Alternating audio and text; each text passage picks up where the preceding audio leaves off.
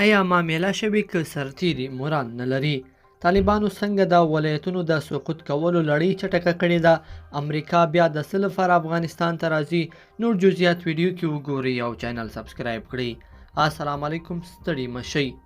اجمل ستانکزی لیکي سپینه خبره، شپ شپ پرېږدئ، نه معاملې دي نه دسیسې. د دولتي ځواکونو له مرکز سره تماس نشته او مورال یې صفر ته رسېدلی، نه پوهېږي چې څه روان دي. بل خوا طالب دومره قوي تبلیغاتي جګړه شروع کړي چې زموږ نظامیان هم ګنګس کړي دي. کله ورته وایي چې 12 ولایته نیسو، بیا 6 میاشتې اوربند کوو. کله ورته وایي چې مشران مو تښتېدلي دي، تاسې چاته جنګېږئ، او کله یې په نورو دروغو غلطوي. نظامیان هم فکر کوي دولت معامله روانه کړي، نو زه ولې جګړه وکړم؟ دولتي ویاندان د دې تبلیغاتي جګړې دفاع یوازې لا تونه تر 5 بجو پورې کوي. نور نو کورونو ته لاړ شي او تر سبا سهار 8 بجو پورې قصه کې هم نه وي چې وطن کې څه حال دی. حتی سرتیرو ته دومره نه وایي چې د طالب په تبلیغاتو باور مه کوئ، مه تسلیمیږئ او له سیمو مو په میړانه دفاع وکړئ. سرتیري د هیواد له دښمن سره د جګړې لپاره تربیه شوي او د همدې لپاره معاش ورکول کیږي.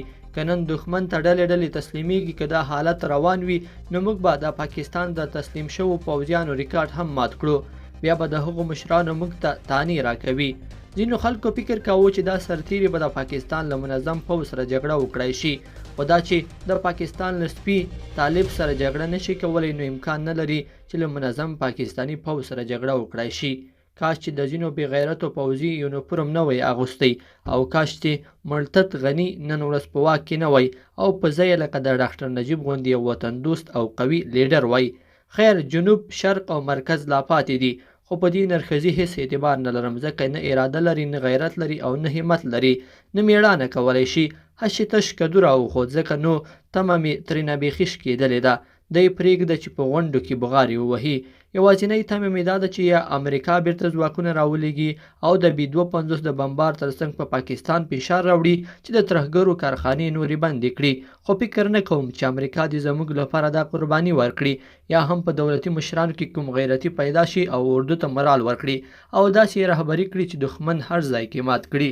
لیدونکو په دې هیله چې دا مطلب به مو طرفه لیدلی وي. که مو دا ویډیو خوښه شوې، ویډیو لایک کړئ او چینل سبسکرایب کړئ. تر بیا ښه وخت.